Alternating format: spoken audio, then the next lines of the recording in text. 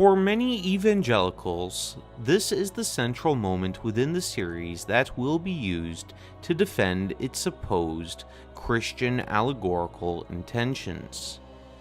With this being considered, this should be held to a higher level of scrutiny, as there are huge issues with the scenario that doesn't allow it to be anything but heretical.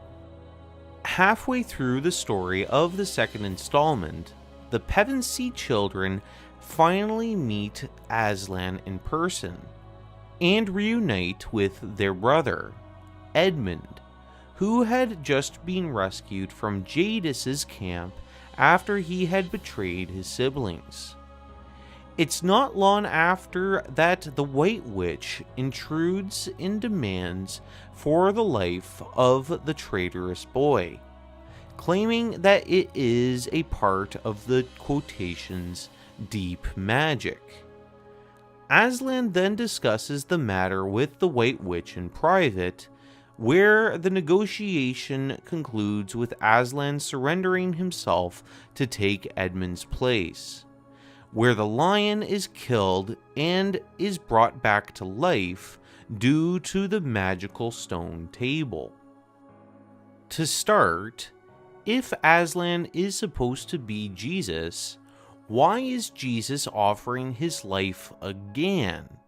And what is the purpose of the sacrifice in context with his death on the cross? In the story, Aslan is dying for one boy, for one particular failure.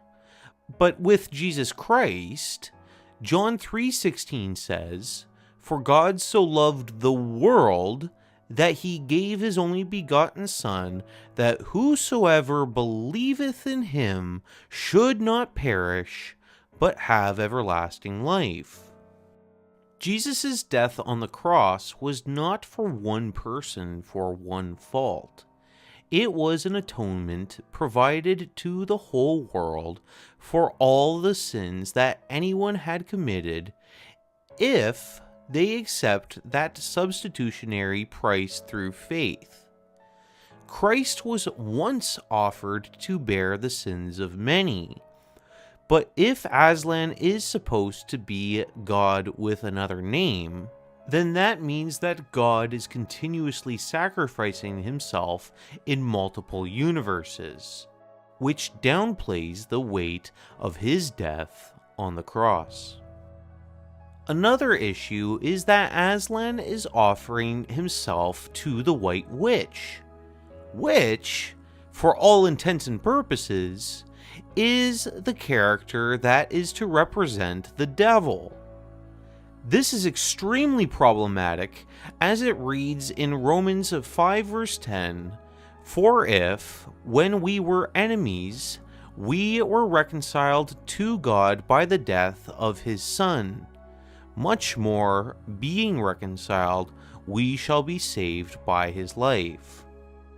Jesus' payment for sin was not done to the devil, but was a sacrifice that was made in the place of mankind to appease the wrath of God from God, for the wages of sin is death.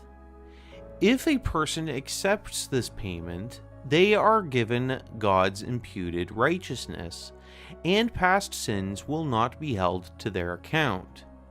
However, if they do not accept God's ultimatum, they will be imprisoned in hell for the rest of eternity with Satan by God, because their sin is in direct opposition to his holiness.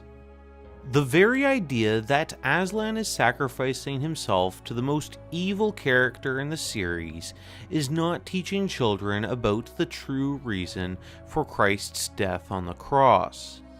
It's misleading them into thinking that God's holy and just wrath is not required against all unrighteousness and evil, and that the devil has the power to make the demand for sinners' souls.